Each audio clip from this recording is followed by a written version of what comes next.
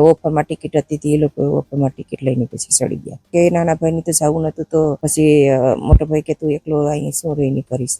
હા, પેલા ભાઈએ વિશ્વાસભાઈ ગાર્મેન્ટની દુકાન નાખી હતી. કોરોના પછી કઈ ઓલું થયું નહીં, પછી એ લોકોએ ગાર્મેન્ટની દુકાન બંધ કરી દીધી. પછી એ લોકોએ બોટું લીધું, એના પપ્પા હવે અહીંયા આવીને પછી એ લોકો બોટુનો ધંધો કરતા હતા.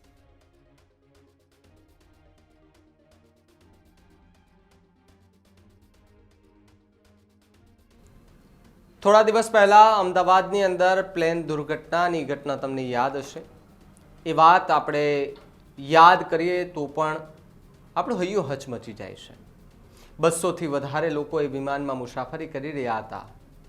માત્ર 4 મિનિટ 5 મિનિટની અંદર અચાનક શું એવું થાય છે કે અમદાવાદના એરપોર્ટ પરથી ફ્લાઇટ ટેક ઓફ કરે છે અને અચાનક માત્ર થોડે દૂર અંતરે આવેલી એક બિલ્ડિંગ હતી, એ બિલ્ડિંગની ઉપર પ્લેન ક્રેશ થઈ જાય છે. આમાં 200થી વધારે કરતા મુસાફરો હતા. એમાંથી એક મુસાફર એમનો જીવ બચ્યો અને એ વિશ્વાસકુમાર, એ પોતે દીવના હતા. આજે વિશ્વાસકુમારની વાત કરવી છે, એમના ઘરના શું કહી રહ્યા છે એને લઈને વાત કરવી છે. નમસ્કાર, આપ જોઈ રહ્યા છો ન્યૂઝ રૂમ અને આપની સાથે હું છું ભાવી.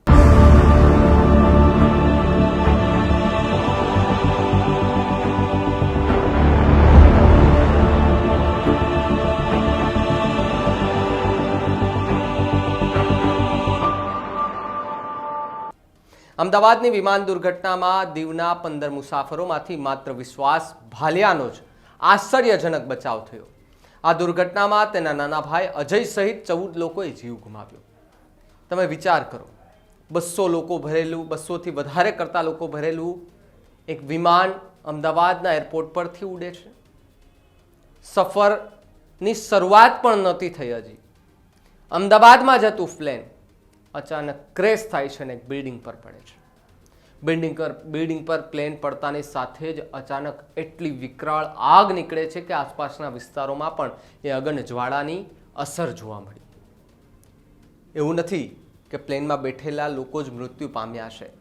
જે બિલ્ડિંગ સાથે ટકરાયું પ્લેન, ક્રેશ થયું જ્યાં, એ હોસ્ટેલ હતી. એની અંદર મેડિકલના સ્ટુડન્ટો રહેતા હતા, ડૉક્ટરો રહેતા હતા. એમાંથી ઘણા ડૉક્ટરોના મોત નીપજ્યા છે. સાથે સાથે નીચે લારી ગલ્લાવાળા હતા, એમાંથી પણ અનેક લોકોએ જીવ ગુમાવ્યા છે. જ્યારે ન્યૂઝ રૂમ ગુજરાતની ટીમ દીવના પટેલવાડી વિસ્તારમાં આવેલા વિશ્વાસના નિવાસસ્થાને પહોંચ્યું ત્યારે કેવા દ્રશ્યો હતા એ પણ બતાવવા ખૂબ જરૂરી છે. કારણ કે બે ભાઈઓ એક સફર પૂર્ણ કરવા માટે, કહેવાય છે ને, એક કહેવત ખૂબ સારી એવી આવી છે કે સફર પૂરી કરવામાં જિંદગી અધૂરી રહી ગઈ, કે સફર પૂરી કરવામાં જિંદગી અધૂરી રહી ગઈ. એક ભાઈ જતો રહ્યો અને બીજો આશ્ચર્યજનક રીતે બહાર આવ્યો અને એણે કહ્યું કે હું ફ્લાઇટમાં જ હતો. આ વાત સાંભળતાની સાથે જ સૌ કોઈના હૈયા હચમચી ગયા કે આટલી મોટી દુર્ઘટનામાં આટલા લોકોના મોત થયા, એમાંનો એક વ્યક્તિ કઈ રીતે બચ્યો. કઈ રીતે બચ્યો એના વિડીયો પણ સોશિયલ મીડિયા પર કેટલા બધા વાયરલ થઈ રહ્યા છે. એનો બચાવ કઈ રીતે થયો. ઇમરજન્સી વિન્ડો પર બેઠો હતો, સીટ સાથે જ વિશ્વાસકુમાર નીચે આવે છે. સીટનો બેલ્ટ ખોલીને સીધો નીચે ઉતરી જાય છે.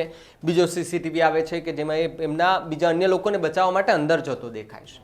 આ આખી જ્યારે ઘટના બની ત્યારે જે પ્રત્યક્ષદર્શીઓ હતા તે તેવું કહી રહ્યા હતા કે ખૂબ જ ભયંકર ઘટના, ઇતિહાસની સૌથી મોટી દુર્ઘટના. કારણ કે આપણે આ દુર્ઘટનામાં ગુજરાતના પૂર્વ સીએમ વિજયભાઈ રૂપાણીને પણ ખોયા છે. ત્યારે ન્યૂઝરૂમની ટીમ દીવના પટેલવાડીમાં આવેલા વિશ્વાસકુમારના ઘરે પહોંચ્યું ત્યારે શોકનું વાતાવરણ હતું.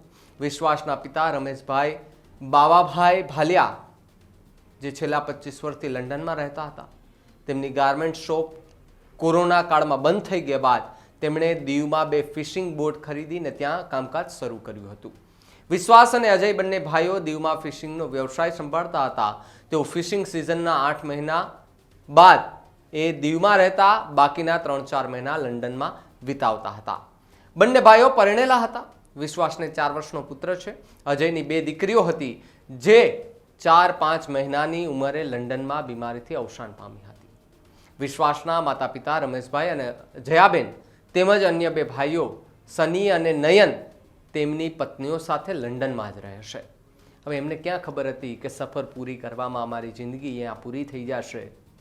આખરે જે ભાગ્યમાં લખ્યું એ જ થવાનું હોય, ઉપરવાળાએ જે લખ્યું એ જ લખવાનું હોય. ભગવદ્ ગીતા એમનેમ રહી, કાનુડા કૃષ્ણ કનૈયો એમનેમ રહ્યો, લાલાજી એમનેમ રહ્યા, પૈસા ત્યાંના ત્યાં રહ્યા, સાહેબ મોંઘી દાટ ઘડિયાળો ત્યાંને ત્યાં રહી ગઈ. એ સારી હતી પણ એ લોકોનો સમય ખરાબ હતો. ત્યારે વિશ્વાસકુમારના પરિવારજનોએ ન્યૂઝરૂમ પર શું આપવીતી જણાવી, આવું સાંભળીએ. એટલે બેન તમને શું થાય છે ભાઈ? એ મારા જેઠના દીકરા છે. એ કેટલા સમયથી બેન અહીં રહેતા હતા ને? 6-7-8 મહિનાથી અચ્છા, એટલે દર વર્ષે 6-8 મહિના રહી દે પછી લંડન જાય. લંડન જઈ. આ વખતે બેન એ ક્યારે નીકળવાના હતા? તમે કઈક કહેતા હતા. નહીં કરવાના મને કઈ ખબર નથી. એ તો બધું આવું બની ગઈ. પછી ત્યાં અમારા બાજુમાં પણ મારા જેઠની જેઠાણી છે. એ તો પછી અમને ત્યાં ખબર પડી કે રમેશભાઈના છોકરા પણ બંને એ રેમનમાં છે. પછી અમને ખબર પડી કે એ પણ બે ભાઈ છે. બેન આપ કહેતા હતા કે ઓલી ઓફર હતી, જવાના તો નહોતા પણ કઈક ઓફર હતી એટલે. હા, એટલે કહેતા હતા કે ઓફરમાં ટિકિટ હતી તે અમે ઓફરમાં ટિકિટ લઈ લીધી. અમારા બાજુમાં બીજો પણ ભાઈ છે એ લોકો પણ કહેતા હતા કે ઓફરમાં ટિકિટ હતી તે એ લોકો ઓફરમાં ટિકિટ લઈને પછી ચડી ગયા. નાનો ભાઈ કઈક જવાનો નહોતો, ના પડતો હતો ને? હા, એ બધા કહેતા હતા કે નાના ભાઈને તો જવું નતું, તો પછી મોટો ભાઈ કે તું એકલો અહીં શું રહીને કરીશ, એ માટે સાથે બે ભાઈ હોય. બેન એમના પરિવારમાં કોણ કોણ છે આપણે? પરિવારમાં તો 2 મમ્મી પપ્પા ને 4 ભાઈ. બરાબર છે. અત્યારે એ લોકો કોણ કોણ આવે છે? અમને તો પાકી તો ખબર નથી, પણ બધા જ આવે છે. મમ્મી પપ્પા પણ આવે છે ને બંને ભાઈઓ પણ આવે છે. બેન આ લોકોનો ત્યાં લંડનમાં શું વ્યવસાય હતો? પેલા કઈ ગાર્મેન્ટની દુકાન હતી? હા, પેલા ભાઈ વિશ્વાસભાઈ ગાર્મેન્ટની દુકાન નાખી હતી. કોરોના પછી કઈ ઓલું થયું નહીં, પછી એ લોકોએ ગાર્મેન્ટની દુકાન બંધ કરી દીધી. પછી શું એ લોકો કર્યું? પછી એ લોકોએ બોટું લીધું. એના પપ્પા હવે અહીંયા આવીને પછી એ લોકો બોટુનો ધંધો કરતા હતા. એ ખુદ તો જતા નતા પણ અહીંયા સાસવતા હતા. અહીંયા કેટલા મહિના રોકાય લોકો? 6-7 મહિના રોકાઈ. પછી પાછા લંડન જાય. હા, 2-3 મહિના પછી પાછા આવી છે. એટલે છેલ્લા 4-5 વર્ષથી આ જ પ્રકારનું પેલું હા, કરતા કરતા હતા. એના વિશ્વાસભાઈના લગ્ન થઈ ગયા છે હા, ને ભાઈ જે એક્સપાયર થઈ ગયા છે એમના લગ્ન થઈ ગયા છે. હા.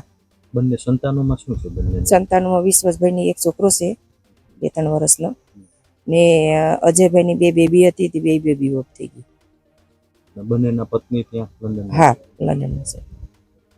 એની શું કેવી અનુભૂતિ? આવો કાળો કલ્પના, આવો આખો ઘટના સમાજમાં, પરિવારમાં કઈ દુઃખની?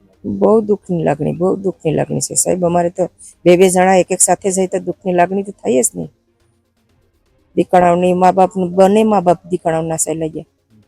આના મા બાપ 2 માના વાટ જોતા હતા કે મારા દીકરા આવીએ, મારા દીકરા આવીએ. અહીંથી હરખ ના ગયા, ત્યાં મા બાપ હરખથી હતા. તો બીજી તરફ એક જાણકારી મુજબ બંને ભાઈઓ 12 તારીખે જવાના નહોતા, પરંતુ એર ઇન્ડિયાની ફ્લાઇટમાં ઓફર આવતા બંને સહિત દીવના અનેક લોકોએ 12 તારીખની ફ્લાઇટમાં જવાનું નક્કી કર્યું.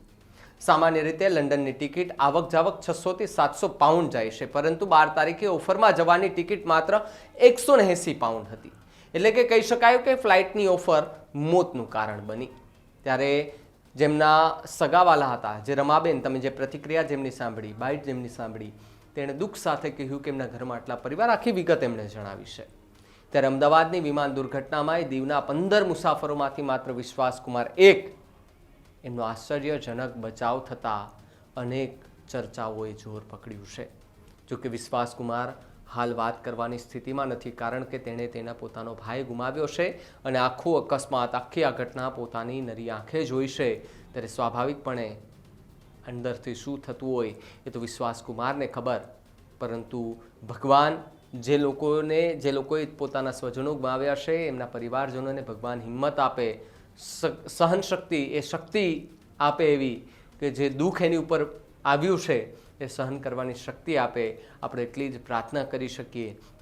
જે કંઈ પણ ઘટના બની છે આવી ઘટના બીજી વાર ન બને તેની પણ ચોક્કસપણે લોકો ધ્યાન રાખે, અને ખાસ જે ઓથોરિટીમાં જેની આવતું હોય એ ખાસ ધ્યાન રાખે.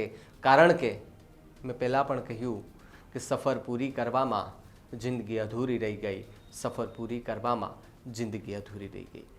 વિશ્વાસકુમારની વાત અને એમના પરિવારજનોની વાત સાથે કેટલા સહમત છો કમેન્ટમાં ખાસ લખજો. જોતા રહેજો ન્યૂઝરૂમ. નમસ્કાર.